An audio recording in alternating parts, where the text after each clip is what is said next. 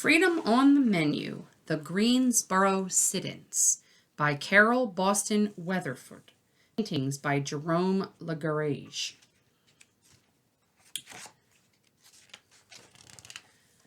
Just about every week, Mama and I went shopping downtown. I loved having her all to myself for the afternoon. Whenever it was hot or we got tired, we'd head over to the snack bar in the Five and Dime store. We'd stand as we sipped our Cokes because we weren't allowed to sit at the lunch counter. Once, I watched a girl swivel a stool as she spooned a banana split. In the empty seat beside her was a purse almost exactly like mine. "Can I have a banana split?" I begged Mama. "Not here, Connie," said Mama. "I'll fix you one at home." "Won't be the same," I grumbled. All over town, signs told Mama and me where we could and couldn't go. Signs on water fountains, swimming pools, movie theaters, even bathrooms. Everybody I knew obeyed the signs, except my great-aunt Gertie from New York. Once when she visited us, she drank from a whites-only fountain and said real loud, "I've never heard of colored water. Have you, Connie?" Then she lifted me up so I could take a sip. I looked from the fountain. "Y'all know better than that," a man scolded. I started to say, "Sorry, mister," but Aunt Gertie just huffed. "I'm too old for silly rules." It was a real hot day, but the man walked away without taking a drink. There weren't any signs up in the Five and Dime, but we still knew how it was. Most people didn't expect change anytime soon, but my daddy thought different. "Dr. King's coming to town," he told us one morning. "Who's sick?" I asked.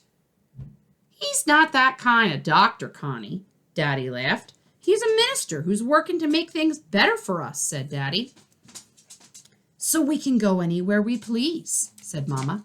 "Like the lunch counter?" I asked. "Yep," said Daddy, "and other places too." Later that week, our whole family went to hear Dr. King preach at the college chapel.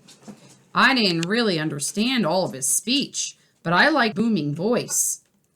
It sounded as if he believed God was on our side. Every few minutes, Mama said, "Amen," and when Dr. King sat down, everyone stood and clapped for a long time. Soon after that, my brother and sister joined the National Association for the Advancement of Colored People. Everyone called it the NAACP. They let me tag along as they went door to door helping people to sign up to vote. "I've never voted in my life," said a white-haired lady leaning on a cane. "Will I get to vote for the president?" "Yes, ma'am," I said. "My brother wants to be president when he's all the way grown." "Tell him he's got my vote," she chuckled. "And hold on to those big dreams," she said, handing me her voter registration form. "Yes, ma'am, I'll tell him," I promised, thinking about my own dreams too. "Times are changing," she said, waving as I left. Then one day, Mama and I went shopping downtown. We stopped at the snack bar, just like always. I tugged at Mama's sleeve. "Look over at the lunch counter. We know those boys. There sat 4 of Brother's friends from A&T College." "Do they know they're in the wrong place?" I whispered. "Some rules have to be broken," Mama whispered back. I heard one of them order, "Coffee and a donut, please." "I'm sorry, we can't serve your kind," the blonde-haired waitress wringing her hands. The boys didn't budge. "Don't y'all understand English?" a kitchen worker asked.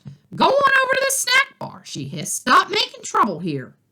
The manager tapped his foot and jutted out his chin.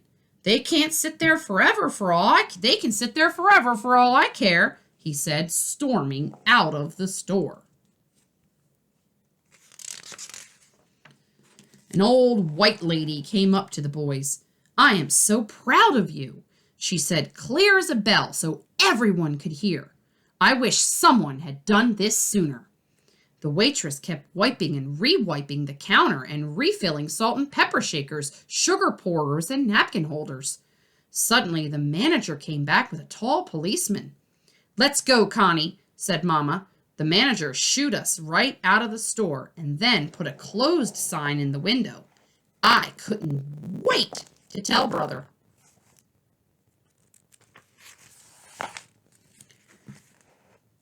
"Why'd your friends do that?" I asked. "If we can spend money at a store," said Brother, "it's only fair that we should be able to eat at the store's lunch counter." "I guess so," I said. "Think it'll work?"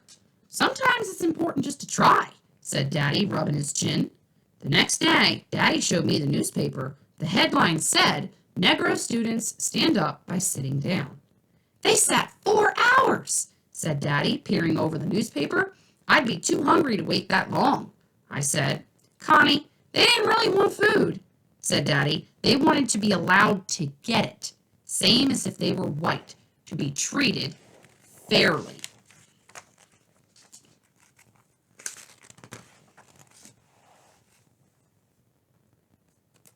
By Friday, we heard on the news how hundreds more had joined the sit-ins.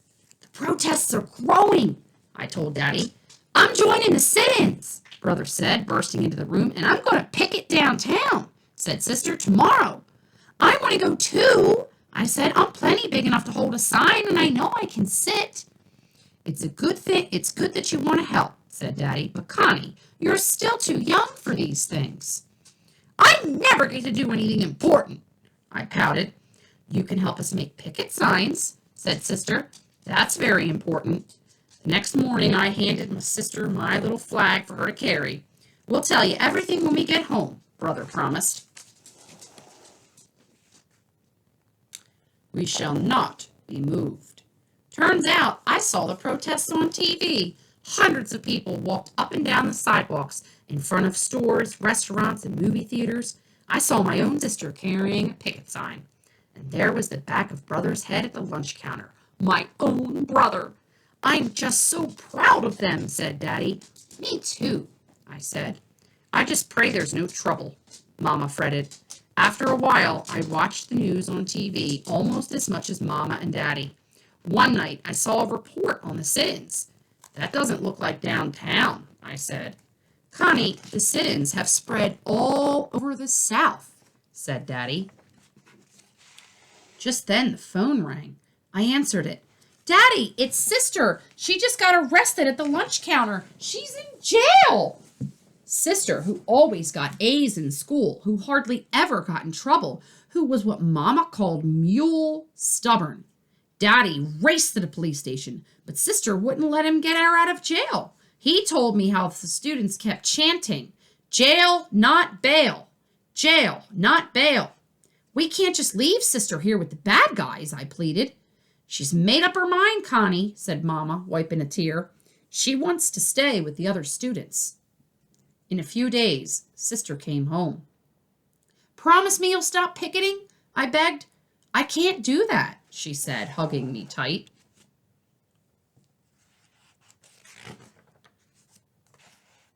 Now, instead of shopping downtown, we had to order from the Sears catalog. Mama and I threw the big, thick catalog together, and she even let me help pick things out. But we both knew it wasn't the same. "How long before the sit-ins are over, Mama?" I asked. "Till folks get what they want," said Mama. That summer, Mama, Daddy, and I finally went downtown. When we passed Woolworth's, I heard someone shout, "They're serving them!" Daddy stopped so fast that the brakes screeched, and Mama and I jolted forward. We parked and ran to the lunch counter.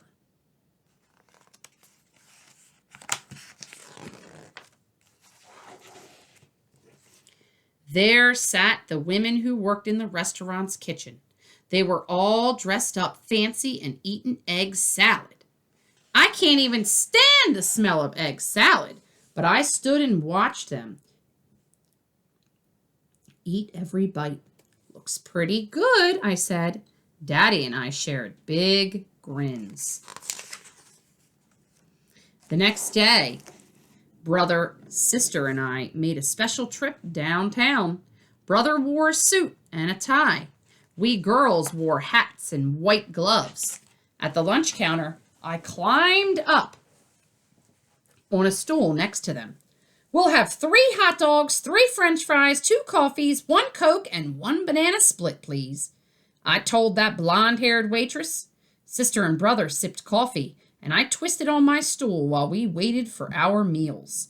Our food soon arrived. As I ate, the waitress plopped an extra cherry on a mound of whipped cream. She still looked nervous, but she smiled at me. It was the best banana split I ever had. And then here, my friends, is an author's note that shows you on February 1st of 1960, 4 students from North Carolina Agricultural and Technical College sat down at Woolworth's lunch counter in Greensboro, North Carolina, and asked to be served. The college freshmen, 17 and 18-year-olds Franklin McCain, David Richmond, Joseph McNeil, and Izelle Blair, now known as Jabril Kazan, became known as the Greensboro Four. And this goes on to tell you about what they experienced. And we are actually going to watch a video clip on the Greensboro Four. And that, my friends, is the end of this story. Freedom on the menu.